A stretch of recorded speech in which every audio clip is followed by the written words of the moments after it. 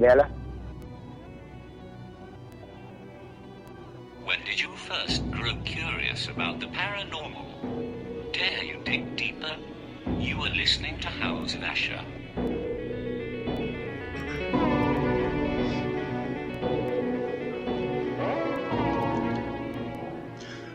Hey everybody, welcome back to this new episode of House of Asher. This is actually episode 105, and as you guys know, I love my childhood. I was very blessed to have sort of a free range way of going about it, climbing trees, chasing frogs, skinting knees, and all that.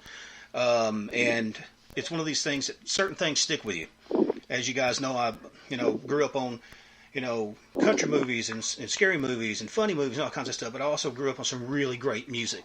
And there was a couple bands that really did it for me.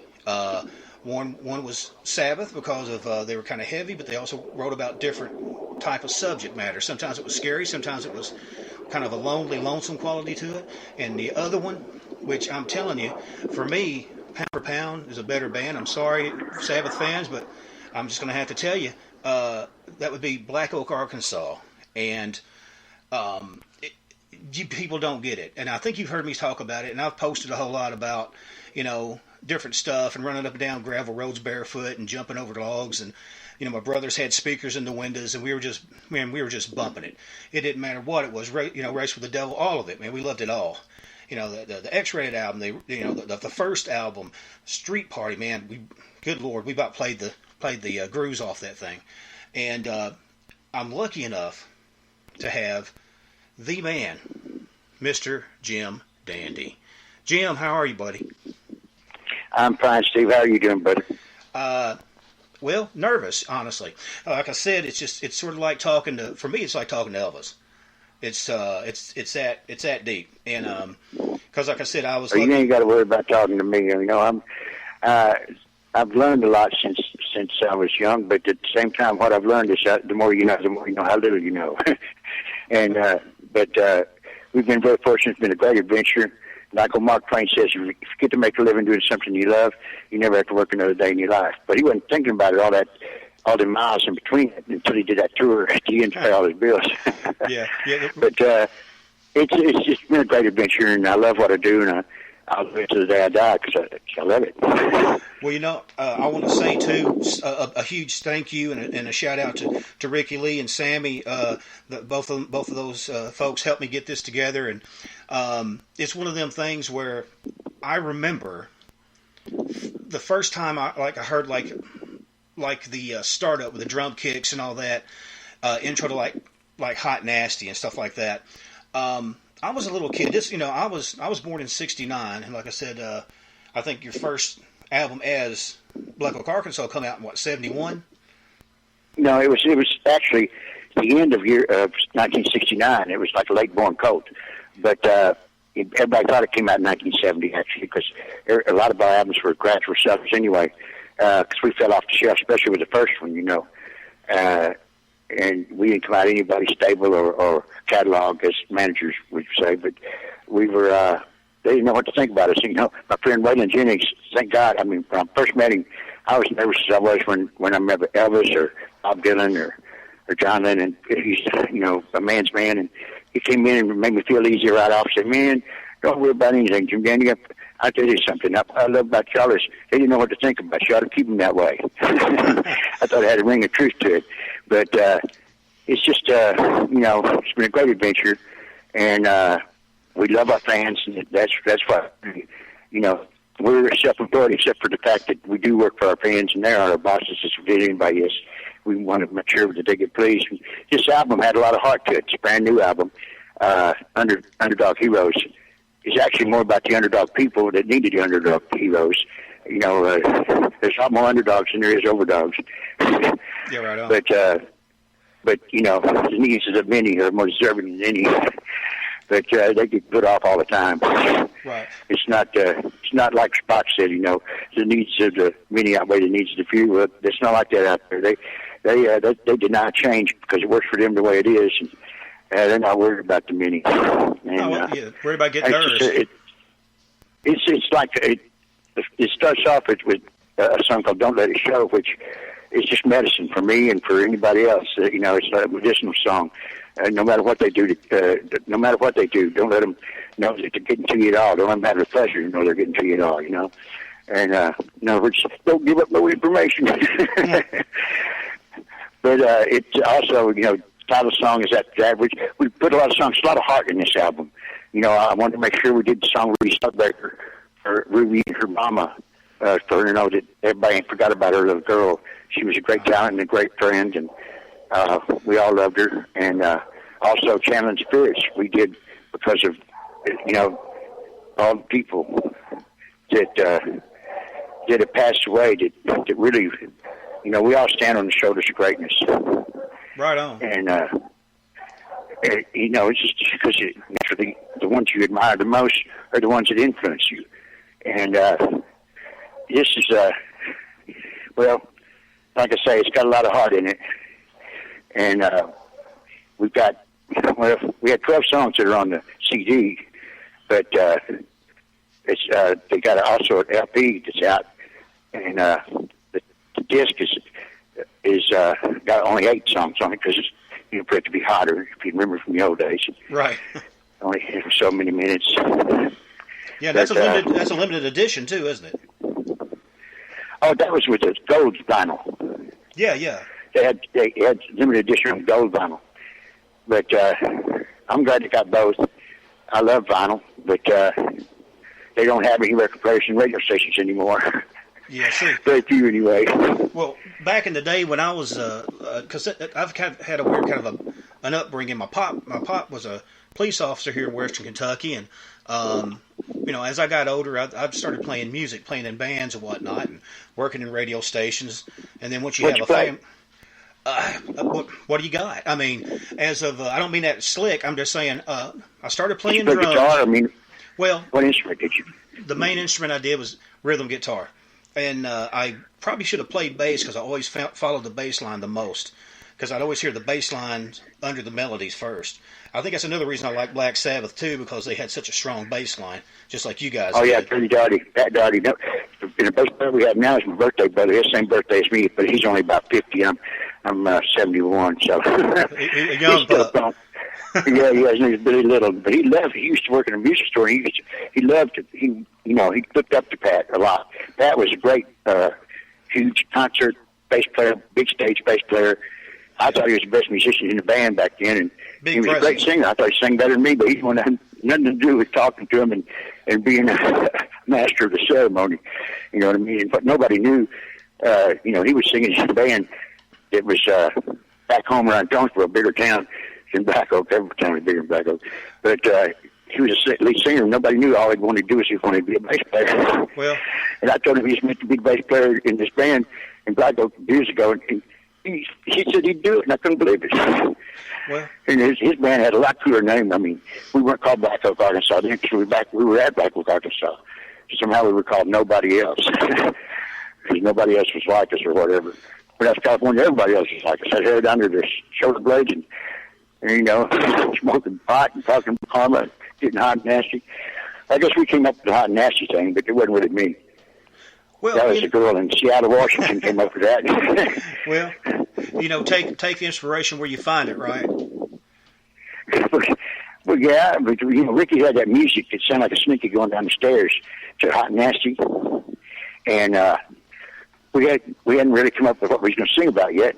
And this girl comes in, we was at Seattle, Washington, and it's about the time when Woodstock was happening over here in 69, But it was, she came in, and there was about 10 of us back then, counting the crew. We was all in this room of this band house, waiting on Golden Earring to leave. And the next day, the girls picked out what guys they wanted to sleep with them, and the rest of them were they going to be sleeping. But she came in, she wasn't living in the house. She came in from the driveway and come through the door and says, "You guys ready to hot and nasty?" I said, "Ricky, there's the title of that song." We went in the bathroom, and she did everybody else. By the time we got done with the song, we was laughing the whole time we was writing it, because it's a joke. It's sort of like Titties and Beer was for Frank Zappa, another one of my heroes. Right. And he's mentioned in Channeling Spirits, but it's, and there's several more people than that. It would have been such a long song. And, but you got to remember your heroes, you know. Right on. Well, I was Got to going to remember your heroes. I was going to ask you too, real quick, because like I said, part of what I do on my little podcast, grew up on a lot of like older movies, like the old Vincent Price movies and Hammer films and all that, and stuff like Kolchak the Night Stalker and all them old shows that touch on kind of paranormal, spooky a little bit. And the thing I always dug about y'all is you could have like a very tender song. And you can have like a real good kind of a roadhouse kick-ass little number too, but sometimes you would pepper it in like the channeling spirits thing and the race with the devil. I have to ask you, and I'm sure you're sick to death of answering this question. Man, where did Halls of Karma come from? Was that a trip? Was that some sort of moment of you was out in the woods and just kind of got like clarity? No, we was in Memphis, Tennessee, and I finished it after we went the last time to California. The third time, she didn't come back with our tails tucked. She couldn't really, because the laws once told us we had to leave by sunup, not sundown, but sunup, because it's a long story, and I don't want to waste time doing all of it. But it was from an acid trip from LSD 25, and it was blotter. It came from the lab of. Well, anyway, I want to say where it came from, but Osley, was the one that started all that stuff. It was his lab, and it was a four-way hit type of stuff, and we didn't know it took the whole one. And me and Dirty we never had a really good LSD trip, not unless we were having sex or something. That's the only thing that was just strong enough distraction to keep me from freaking out. Yeah. Get past the peak. And, it just, I finished it when we got to California, and I turned it to Halls of Karma was instead of Halls of Judgment. Thank God they didn't have Christian rock yet. Okay, and I'm not against Christian rock. I love Christ and I love rock, but the things that happen to commerciality of such, look at all the different churches you got. To say they're Christianity. I don't think that Jesus was here to start Christianity. I think he was here to make us understand God, his Father, not Father.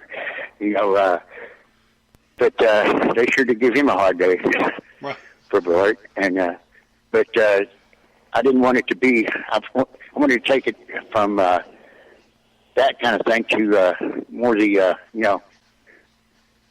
Eastern or Western.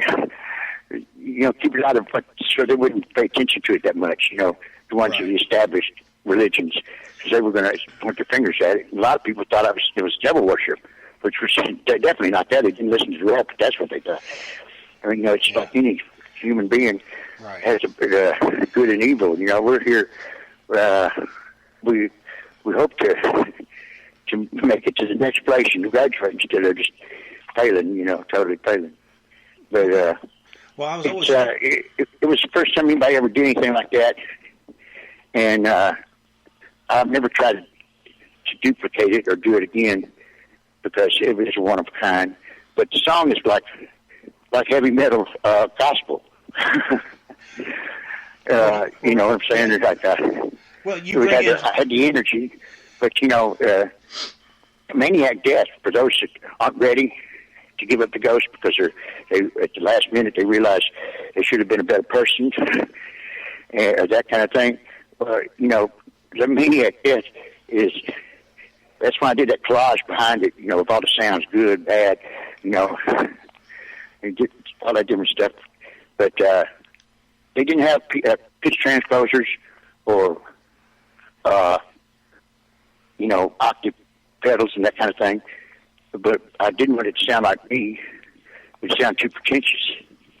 So I took the 2-inch master reel and I sped it up to the third speed, the fastest speed you do, and slowed it down to normal to do the rap. It sounded like maybe about a 50-foot black man up in the sky, And the people that were, when we did that song in the studio, a lot of people say I was messing this up, going to ruin our album debut with that stuff, because nobody had ever done it before. And I told them, I said, it's going to set us apart. It ain't going to be made us, unique among other bands. And I'm lucky this time I was right. But it's, people have tried to do things like that since.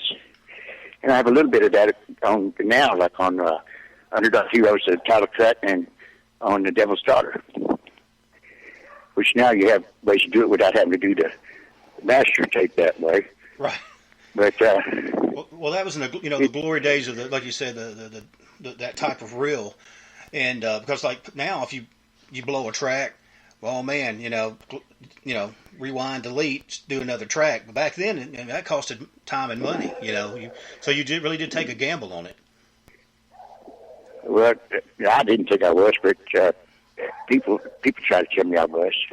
No, but I think like you said, it was one of those songs that, for me, like I said, because I definitely love like Sting Me and Hot Nasty, and especially those ones, really always was sort of my jams.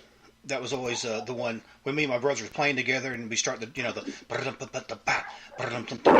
and start kicking out on that, and we would just jam out. We'd sit and stretch that thing out 10, 15 minutes, and that was another thing I was going to ask you. Like when y'all did like the big jam in California, man, California jam. Yeah. It just was such a. It seems so effortless, I guess, because you've all been playing for so long. But sometimes you see people go up there and play, and it's just like they're punching into a clock and sitting in front of a machine of just going through the motions, But not y'all. I mean, that was the thing. Y'all always seemed to own. You always seemed to be loving the music, loving the people, loving what you were doing, and that's what, especially for my family, really dug at, because it was. Like you said, there had almost a gospel element, because I'm sure maybe your upbringing, and it's hard not to have some gospel upbringing in the South, but it was... Well, it's a sacred gathering, Steve, and I'm honored to master this ceremony, which is a sacred ceremony, and it takes the people and the performers both to do it, but it's, the stage is 40 feet high and 40 feet wide, and there were two stages on railroad tracks and that kind of thing. It's, it was over 300,000 people, and you couldn't see the back row. Yeah. But it was very nice. I didn't know I was good with big crowds until the third time we went to California, and they had the last leg of those freebie concerts, out at Santa Monica or on the beach or Elysian Park or Griffith Park. And sometimes you have from 5,000 to 10,000 people. And I come from a town of less than 300 people, and I didn't know I was good with a big audience until then. And I don't know how it happened, really, but I turned and I looked at the guys. I said, "Man, we can do this." I got a feeling we can do this, and we started doing it. And of course, I believe that we got to have sight as well as sound. I don't believe we ought to stand flat-footed and think you're good enough. That's good enough, especially with the kind of prices escalation is, of course, people that have to pay. Which someday I hope to be able to show them that I'm going to put a people's price out there. You're going to have to find bigger places, because I don't want nobody to miss our show. Yeah, for sure. I was going to tell you two things, and then I'm going to, don't let me forget about the washboard, okay? Put your finger up, remember that one. But when I went to Memphis, I actually played in some like metal bands and punk bands, of all things, which is so funny, because even then we would practice on stuff like Hot Nasty and stuff. But we were down there at the, what was it called? It was a big center. It was a big municipal building or something. And they had all these different bands down there. Well, we come in there, and I'd never been to Memphis. Okay, I'm from a town of about 10,000, or the county's 10,000. The cities might be 5. And so we drove down there, me and these other big old boys. And we got turned around, and we actually ended up taking the bridge over in Arkansas. And which, they're freaking out, man. Where we? And I said, no. First of all, it's all right, man. We're in Arkansas. Everything's good. This is Jim Dandy's place. And we actually went down to the edge where the river ran. And this is gonna might sound foolish to you, but I took a little bit of the Mississippi River mud, and I put a little bit on the back of my guitar, a little touch of it on my amplifier, a little bit on my stuff, anointing my chords with it. And I said, look, man, this is the birthplace of rock and roll and all this stuff and blues. If we take a little bit of that home with us, take some of that mojo back, we'll be all right. And it was so funny that, like you said, you there's so much life in there. There's so much great music that's come from that place. It's so great to Let see. me tell you pretty quick about. I picked up a scrubboard out of a junk pile one night at a party in California, and I didn't play it when I was in Arkansas, and it was a big hit. But first night I didn't use no thimbles, and it's really hard on the cuticles, hard on your fingers. And tear you up. Second night at the party, they wanted me to do it again. And boy, I was thinking, God, I got to think of something. So I thought of the thimbles, but I didn't know. You missed a lot in Arkansas. I didn't know the Yankee thing inside go hardly even existed back then. Much less did I know that they'd been doing it for 100 years. But they don't use a real scrub board. I call them scrub boards, not washboards, because nobody's going to wash their clothes on my scrub boards. But they got wood around them, And the ones they use down there are just a piece of metal that they put over their chest like a catcher's, Yeah, like an umpire keeps you from getting hurt. Yeah. But it's a good rhythm instrument, and with rock band you can hear like you can on a gourd, but you can't hear it with a gourd, with rock and roll. But I want to make sure I talk about the new album some and this, also the rest of the people in the band. Absolutely. It's not like it's all about me. No matter what people think, it ain't all about me. Well, lay it on me. Comes through me, not from me. Huh? I said, absolutely. Let's jump into it. Yeah, I was just hitting a few things I was always curious about with you. Oh, no, I want you to be able to know, but, I'm trying to think about the audience, too. A lot of young ones out there, they, and I appreciate that I can answer questions you've always wanted to ask about the past, but every day I wake up, it's a day. Yes, it's a rumor, and tomorrow never comes. Right on. And it's, they call that existentialism, I think. There's a moment to it, this still could be your last. But, this album really, we wanted closure for a lot of the families. I mean, Ruby's Heartbreaker, Shannon's Spirits, Tommy Boland's, the song which really, I loved it on there. We did one on the last album, too. I knew Tommy before I did Johnny, who was our drummer, Johnny Boland. And, of course, he's had some time off the road. He had a heart attack last year and then had an operation, got a pacemaker put in. And he's fine now. He will be playing on some dates as soon as he's, the doctor says he can travel more. It's not to playing so much as to traveling. Right. But we've got a brand new drummer he's great. He's just what Black Oak's all about. He's a crazy guy with a bunch of feathers in his hair and all kinds of shit like that, but he plays great drums. And his name is Derek Marshall, and his dad plays for Hank Jr. Has for quite a few years. But he's a great drummer. But and I talked about with Billy Little. Now, Sammy B, and she is so fine. She comes from New Orleans, and she's a great dancer. Covered the stage great. She's beautiful. And our voices sound good together. And I didn't bring her up to be a background singer. I mean, I manage her, but I want her to be herself. I want her to be like two people up there kicking ass. Like when Christina Aguilera was up there with Mick, and, but just, we've had a great time on stage. And I wrote the song Devil's Daughter for her because no matter, she was trying so hard in this business, the same way Ruby was. And I can't help it because these women have it harder, especially if they're beautiful. I mean, especially for other women. It's hard to be in a band without all the girlfriends and wives of the other members getting upset by it. And so I wrote a song she's not the Devil's Daughter. Her daddy was from Lepanto, Arkansas. We're about 11 miles from Black Oak. And he would have been a year younger than me. And he would have been 70. And because his birthday would have been the 24th of this month. And she's something. I can't say everything, but me and her, we're really tight. And when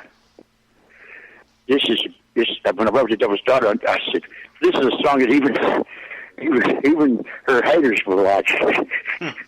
And and it's just a spoof in a sense, but it's it's something that Rob Zombie would probably like.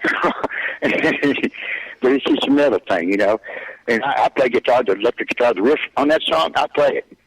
And I used to play on songs and do acoustical rhythm on certain songs, but this song I actually got a big amp, and I got to be, blow my pants with volume, just like everybody else. It was a lot of fun. And I'll probably be playing more songs with a guitar on stage. It's just that, well, I like to make people get used to me moving and doing the whole thing, They don't want me to have to stand still by the microphone. I guess when I get up to the level where I can have a wireless guitar and a wireless mic, as long as it's one like Nick has, where it comes around the back of your neck instead of over the top of my head like I don't like on top of my head kind of thing like my good friend Sammy Hager had. He's a great guy. But this is, I've got a lot of friends who've been in this business. We lost a bunch of them too. And also Sean Lane, he was like, I was his guardian, legal guardian, signed papers and everything for his grandmother. But he was with me from the time he was 15 to when he was 18. And he's passed away, but he's said to be probably the fastest guitar player that's ever born. And we found a cut that was done from years ago called Do Unto Others. And it mixes the old, like we're supposed to be, what was it? They called something about boogie. Said we was a premier boogie band or whatever.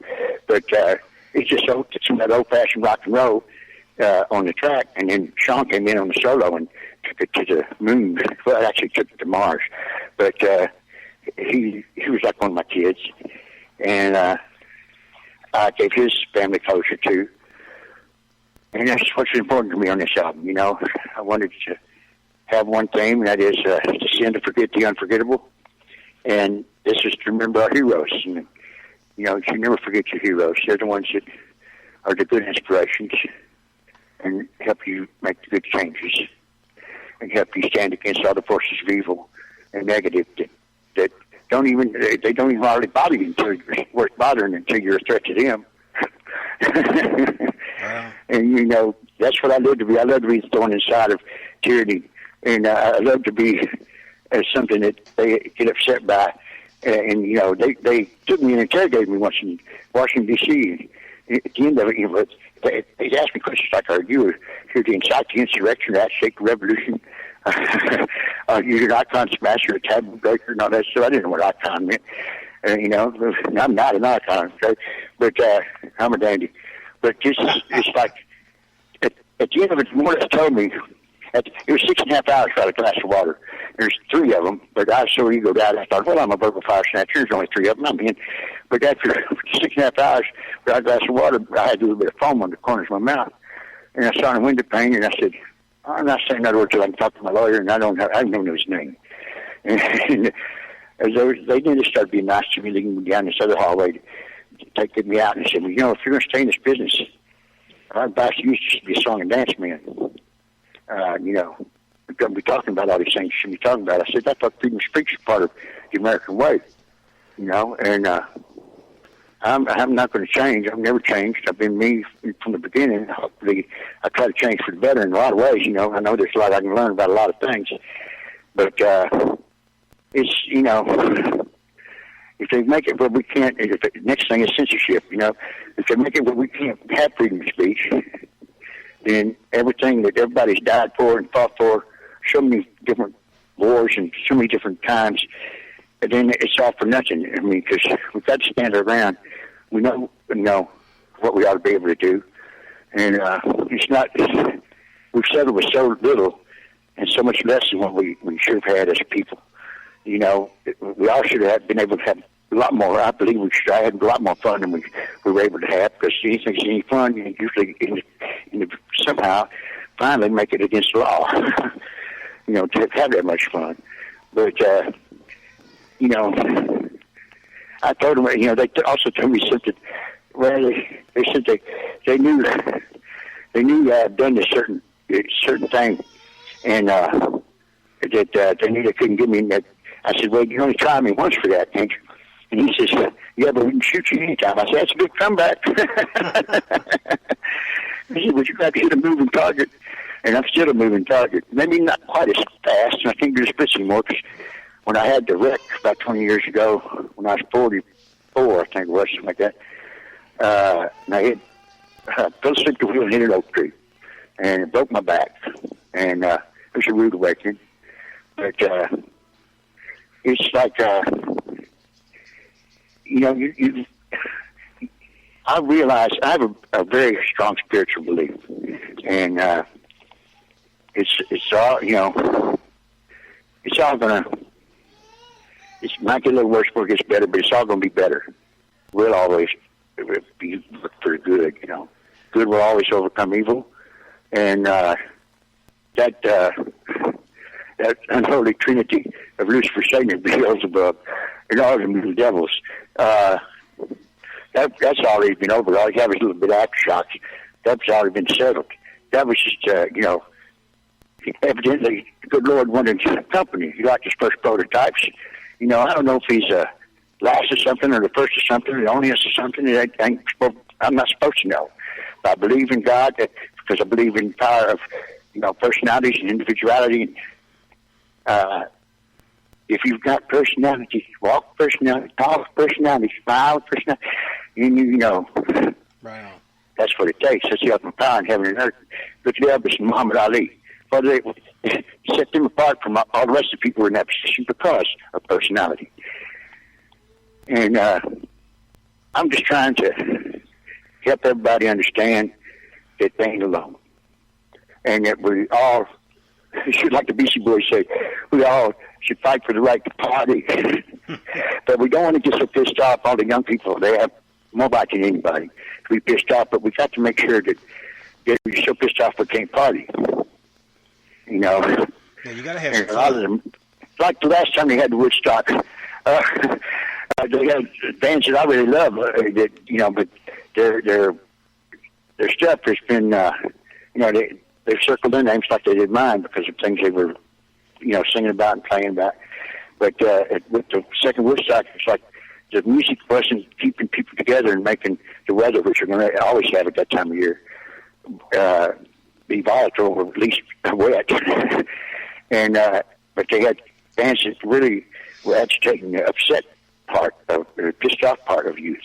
And it's not going to be like this next time. I mean, also we're on that tour coming up this year it's a anniversary of the first Woodstock, and we're very fortunate to be in that position. But we would have been there the first time, except we were in Seattle, Washington. And we haven't got our first album yet. I was going to ask you something real quick, Jim, because I don't want to forget to mention. Now, your new album, right? Is it Cleopatra Music and Films that's pushing that, right? So it's on the Purple Pyramid Project Cleopatra, that label, so I can't go with that name. Okay, because I was wanting to make sure if you have a website or where they could reach, people can reach you. I always like to throw that out there for people who want to look up, be listening to this while they're checking us out. Yes, we do, but I'm the guy told me to stay off the grid, so I got Sammy and Ricky. They both have website information, and but also Cleopatra they can get information on the new album, Cleopatra.com. Our team. I'm not your man on knowing all those things, but I could go back down before we get done, and let me know when I got 5 more minutes. I'll go down and get Sammy to tell you what her email, what our Right. Well, I've got the stuff like that is. Well, I got the CleoRex.com, which it shows most of the stuff connected to the album. So I'll go ahead and throw that out. And also for people after the fact, you can go to StevieAsher.com. That's my site, and I'll try to have some stuff up, some links, and also in the description, because this will go through Paranormal UK Radio, to go through iTunes, iHeart, and it also goes through YouTube. So hopefully should be able to get that out to several people. Well, thank you. And, this album, also we have a song called Arkansas Medicine Man, so we got an Arkansas song on there. But it's sort of, it's more or less Native American. And I think it's really a great tune. We got a lot of different sides of us.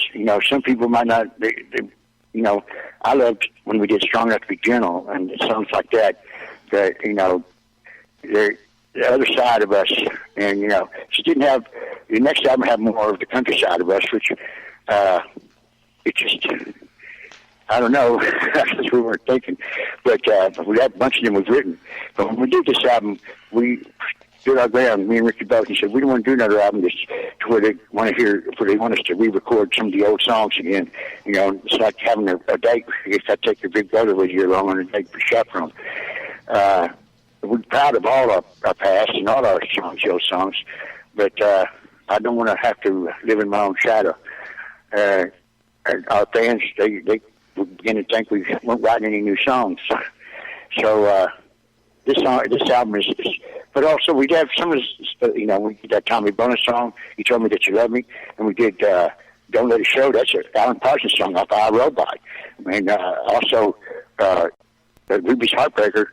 We were back then I wasn't writing much music, and I do it quite a bit now, but back then I wasn't, and Ricky was too, when she died, I'd been talking to her about every day or every other day, and they gave her 6 months when she found out. It was almost as a day, and by the end of it, I didn't cry as much as I was thankful she didn't have to suffer anymore, because a brain tumor is a painful thing, way to go.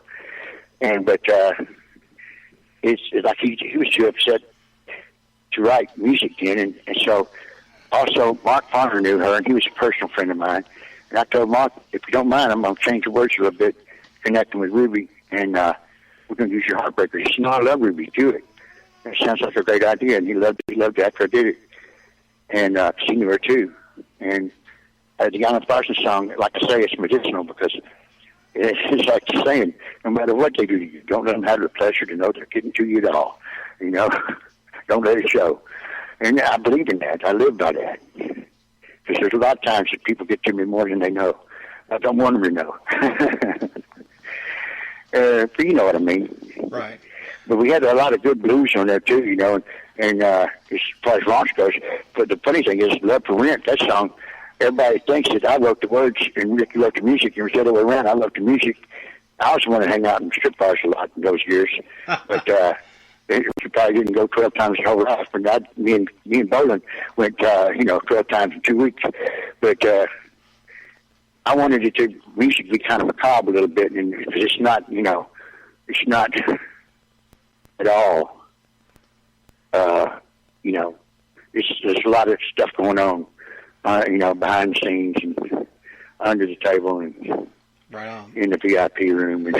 Well, that's what I love so much. I love so much about this album is that, you know, y'all ain't afraid to go kind of dark, because that, like you said, that's part of life. You know, there's the good time songs, and there's also some really dark heartbreak stuff on this album. And that's why I've been sharing the heck out of it. As soon as I saw an album was coming out, I was like tagging everybody, man, you got to check this out. And then you started kind of hearing the album out there, and it's like, this is really good. You know, so yeah. Wrong Side of Midnight, you know, Devin right there. A lot of my friends say they really like that song. They say it reminds us for me of Jim Dandy being like a Dr. John type of thing or something. But it's sort of like all these people that are all messed up. You know what I mean? Their whole life is a mess because they're so messed up. And they got to learn that their neck ain't going to be able to hold their head up forever. You know, and you got to lay it down. You got to be able to sleep. And because if you ain't got time to dream, you don't have anything to reach for. It's like maybe a moment there. You got to don't lag out too far where you can't step, but you got to have dreams you reach for. You got to have things that inspire you to try to do things you never would have tried to do except as a dream. You know, and in that song, Sammy Couldn't Stand Me. She don't like when I do anything third person. I'm one of those people in the world, you know, like Jerry Lee or Big Popper or you know, some of the people that could say their own. They could sing about herself in third person every now and then. I had in the lyrics about it because she's out on the street with Jim Dandy, and she didn't want me to be third person, so she jumped in there ahead of me. She says, "I'm out on the street with Jim Dandy." I said, "I loved it." I just, you just turned it into another Jim Dandy song, huh? But she is a lot of my life right now. She's really a great person, a great performer, and we have a year-old baby right now. He was a year-old, May 18th.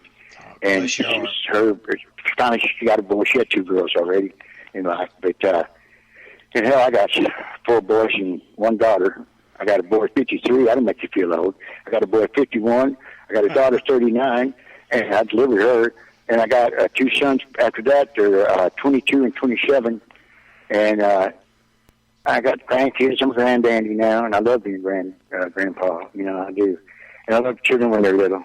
I love them. This time, with when now she's had a boy, I've been able to experience with him that part I missed with all the others when I was out on the road so much, and that is, you know, I changed the diapers even when they're shitty, and I've also, you know, got food all over me trying to feed them when they're in the bouncy. I'll do that. That's for sure. Yeah, it's just great. His name is Sean William, and he's a piece of work. He's handled, and I'm proud of that. But it's really, you know, this album, you know, the blues stuff like 12-bar blues. I love that. That's the cut. It's kind of at the end of the jam just gets to me. But it's a very important album for us, me and Ricky, and we did get to show him finally what we think Black Hawk got to sound like in 2019, 2020, or whatever. Yeah, We're, you know, I'm still here, and they ain't got me yet, and I'm still me, and I'm, you know, I don't want what I talk about to make it too dangerous for the rest of my guys, and I don't want to get everybody in trouble with my loose lips, but I still stand for and believe in what I believe in, and everybody should be able to stand for what they believe in, you know. Yeah. And as far as I'm concerned, America, the part I love about it is freedom of speech and individuality and being able to, you know, right. Well, stand for these things. It's everything, you know. That's what sets us apart from everybody else. yeah. You know, I was going to say too that you were talking about like Mr. John Lennon and a lot of the folks that were kind of part of the time and ain't here no more, and it kind of makes me think of that old Johnny Cash song, Men in Black, you know, or Man in Black, you know, where he talks about, you know, I wear this for this guy and for that, you know, and it's almost, I mean, not to put no pressure on you, but it's sort of like, you know what, hey, I'm still here. I have kind of an obligation to get out there and rock the crap out of this.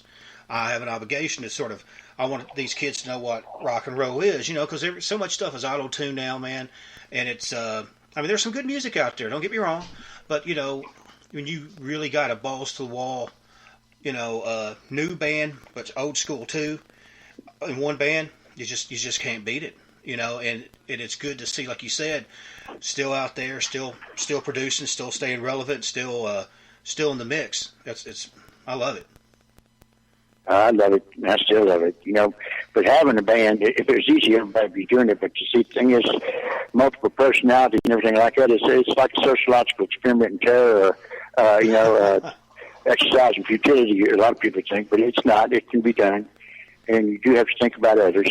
And that's really, you know, it takes everybody. It's not all about Jim Dandy, you know what I mean? And I don't, now that I used to hate it when I was a kid. My dad started calling me that when I was 9 years old. And now that I got grandkids that love it, I don't mind having a cartoon name. Hell, it's okay with me. But, you know, I was lucky because when I met Elvis, he was a Jim Dandy freak. He's the one who told me to do Jim Dandy's Rescue. And first he told me on the phone, but then I finally met him in Macon, Georgia.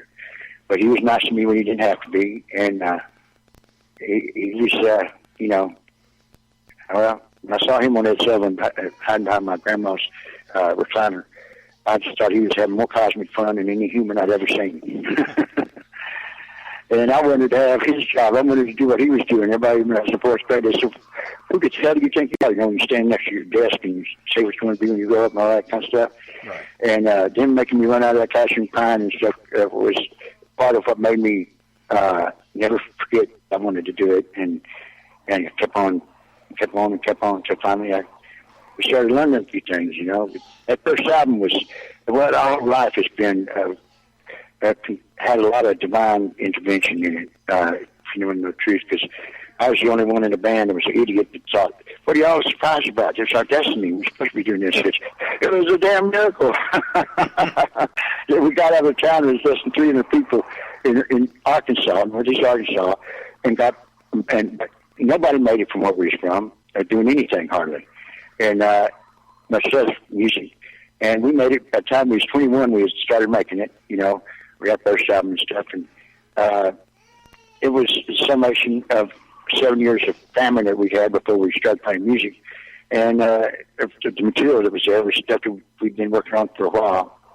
And, but it was, you know, we did it, and we really didn't know what we were doing, but we didn't try to tell people we knew what we was doing. We actually, one smart thing we did was, you know, admit that we really don't know what we're doing, but we're having a good time. And that's the main thing, is have a good time doing it. Well, I was going to ask you too. I was going to ask you real quick. At the level that you are as a musician, and all the different people that your paths have crossed, and this and that, is there somebody like from the past or now that you say, you know what, if they wanted me to do some vocals on something, or if they would want to step in and do some vocals on a song, I wouldn't be above it? Is there anybody out there that you think's just really cool that you'd maybe want to do something with? Well, yeah, I got Sammy now. I mean, she's in the band. She's, you know, first girl that actually replaced Ruby, and she loved Ruby, and they would have loved each other if they didn't know each other. But they both were trying to go against, you know, a lot of people. Even when I first got either one of them, I had even Black Oak fans that, what are you getting the girl for, you know? What are you doing this for? You don't have a background singer? No, you're a background singer. But it's I believe that equal rights. But the thing is, I knew that she's the kind of thing that our fans would love. And me and her had a lot of fun on stage together. And you can't do that kind of fun once or twice and not want to do it every night. And but we will be producing an album on Sammy also. And, you know, it's sort of like the mothership. Black Oak is like the mothership. And it's I guess everybody in the band probably, even Ricky's got somebody, he's got a band, he hadn't put it on record yet, but he calls them the Mutts. And I've sung one or two songs on it myself, but everybody's got projects that aren't Black Oaks except for me. And, but it's a full-time job, and there's no retirement in being condemned. And I don't plan on retiring from something I love. God, if somebody tried to make me not do it anymore, I'd have to kill them. Oh man, like I said, that's it's easier to get away with that than just beating up somebody. I reckon, yeah. So if they don't find the body, they can't convict you. It's not right to kill anybody, though, kids. Oh. I don't mean that, you know. I know that. I know this is young people. It's not really kids that are listening to your show so much, but you know, I don't believe in taking nobody's life unless they're trying to take somebody in my life, just my family or my children, or, you know, if I have to, you know, I would defend my own, and I would defend what I love. But you know, I just want to be able to be happy doing what we do and make other people happy, and not let other people know that they're not alone. You know, nowadays it's hard for anybody to be able to let anybody know their opinion, even even inside their own house and inside their four walls. You know. Because they're afraid that somebody's going to hear it, or they're, you know, look at the technology. They don't have to have a band 2 blocks away, or anything. They can get it now from a satellite in your living room. But you know, as long as it's not malicious intent and people aren't trying to do harm to other people, I think that everybody has got a right to their opinion, and I think that's part of what keeps it being interesting. Is that everybody they haven't completely destroyed hope, and I hope that they never do. But you know, there's a lot of individuality, and there's never two snowflakes who can prove it that are alike, or two leaves that are alike. They're all different, but that kind of individuality is what proves to me there is a divine maker, a Father in heaven, a God, a one God concept. But I know he loved my mama. I've lost both my parents. My dad died last year. He was 93. And he told me, he says, when you get 93, that's when they start putting diapers back on you. I said, Dad, what do you say that for? He says, I got some on now. Oh, man. That's rough. And he was a great man, always more man than I was. And I had great parents. That's where my riches came from. Is good parents. They didn't have money to leave me or none of that stuff. And I didn't, I made it, and I got to be what they say I'm a legend. If so, anybody can be one. I wasn't trying to be one. It's the people that make you one or not, you know. But you know, good parents, and that's the best thing that can ever happen to any child. And I'm against child abuse. I'm against you know, children not having the chances and the good books and things to learn from. They need more input, and it's just they are the wealth of the world. Youth is the wealth of the world. Our children are our future, and I want them to have more fun than anybody. They're amazing to me. They are amazing, and people like you are their mentors, and you've got to always remember, like you have been, about your youth. Like when you opened this up and you was talking about it, that's you know, it's always very special. And you know, I got to tell you that they called me Mr. Hot and Nasty and all that stuff because it was a joke song. And then I did make up a little bit more than making up for lost time, you know, because I'd heard about sex and I'd heard about you know, making love and stuff, and I knew it must be great, but in Black Oak, I wasn't going to find out about that until I left. And now I'm wanting to go back. I'm getting the place built and everything, and I'm going back to Black Oak because having a young baby, you don't want to be in any city, really. And, you know, they may be bored being around where my parents were, when the older ones, when they were staying with grandparents, but at the same time, they're safe, and they learn to use their imagination. I had to. I grew up on a gravel road. My dad was a farmer. And it's, you know, I do want all the kids in small towns. We've given a lot of them hope because we made it, but we had to leave our small town to do it. And that takes a lot of guts. And like I say, we came back twice for our tail truck from California. But the third time we stayed out there. And like I say, I realized I was good at big crowds, and it was all over but scream then.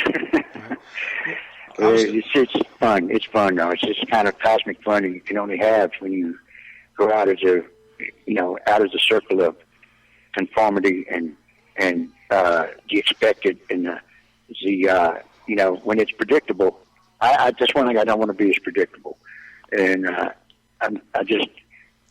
always want to have it for, you know, the difference in, to say the Rolling Stones. I love the Rolling Stones, okay? I love Robbie Robertson, who wrote all the songs for the band. Lee Von Helm was a great friend of mine. And I never got to meet Robbie, but he's one of my heroes also. Frank Zappa was one of my heroes. I mean, and the Beatles, of course, John Lennon. I met John Lennon, and he made me get nauseated almost because he told me I was ahead of my time, but he wasn't really talking about our music. He was talking about what I did on stage when I talked to the people. He says, you don't talk to the people, you talk for the people. And Ricky used to say when he was young, he says, you're saying what they're afraid to say, but don't you know there's a reason they're afraid to say it, you know? But I couldn't help it. It needs to be said. It's got too good to say it not to do it. And, you know, the things that they're not supposed to say. And I even had people wanting me to be a politician when we were big the first time. And said, well, people listen to you when you talk. I said, well, it's because I'm not force-feeding them things they don't want to hear. It's easy to have them listen to me when I'm saying what they would like to say, and if they had a chance, they would say, you know. And I'm not a politician. I'm an anti-politician. And it's just, you know, I can't help but say, you know, people, when they start in a position of power, it starts making them blind, and they start justifying the things they do that they know are wrong. But they're in a position to where they can change things. And change is the law of the universe. And when they deny all change, that's not just bad change. Or, you know, you've got to leave room for change, and people deserve it. And it's, you know, it's just, we need to have it where we don't feel like we're sneaking around to play rock and roll. Rock and roll is not noise pollution. Right on. Well, I remember, I was just going to say in the last couple of minutes we got, I remember there was a thing where there were like church groups, and they were really flipping out, you know, because they took, you know, some of the titles and stuff. I don't even think they listened to the lyrics, man. And they just went, oh, well, that song says this. It must be about that. And people would be acting a fool. And remember back in the days when people be burning records and stuff, right? And I'm sitting there going, and I was a small kid, and I could see this. It's like, have they even listened to the album? You know? So, like you said, you've been fighting oppression for a long time. And you're still doing it. And that's what I really dig about it. And I think that's has always endeared people to guys like you. I do want to say one thing before we get too deep. My brother Mike and my brother Robert, which we called him Boo Boo, where we was born, born, I guess, what you consider the poor or the black section of town. So, we got along with everybody and stuff, but he always got the little nickname Boo Boo because he was always tagging along with the older kids. And but yeah, I just wanted to say my brother Mike Asher and Robert Asher, just like me, love y'all to death, man. The House of Asher. The House of Asher. That's it. And it was just one of those things. I want to see what your next step's going to be. I want to see where. Well, you mentioned Boo. You called your which one is the one you called Boo? My brother Robert called him Boo Boo. Yeah. Well, our me and Ricky also had another producer with us on the mixdown.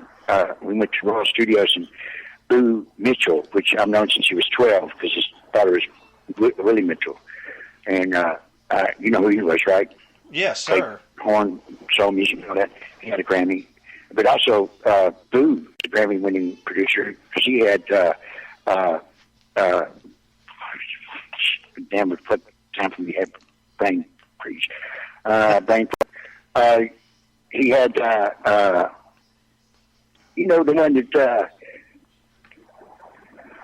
God dang it, he looks young, but he's older than that, but, oh, man.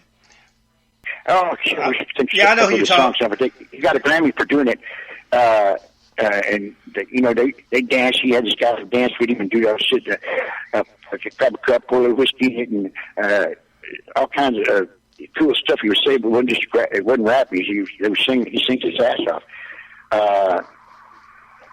But anyway, Boo had won a Grammy, and he was with us. There's three of us at the mixdown because both mine and Ricky's here. But the funny thing was, when he was 12, he told me someday he was going to be a producer, and he wasn't just going to do what, just rhythm and blues and stuff like that. He was going to do rock and roll, and Black Oak was one of them he was going to do. And I told him, now that he's not 12, I told him, I said, I never really had any young person at 12 tell me they was going to be a producer when they grew up, much less they was going to do rock and roll and everything else, no matter what color they were. Exactly. But we were getting to do it. I liked it. It completed the circle, and it. His years are great, and it's it was a pleasure. It's always going to be a team. The three of us are always going to be a team doing stuff. Right. And people now are talking, good about us and saying that they used to not talk that good, but now they're realizing that they better jump on the train. So, and I don't condemn them for it. There's got to always be people like that. It's like the prodigal son, right. And I'm glad that they came back to realizing that there can be people that, most of them are followers, and they're just, if it's somebody that is dangerous to be a friend of, you're guilty by association, which Ricky's been all his life.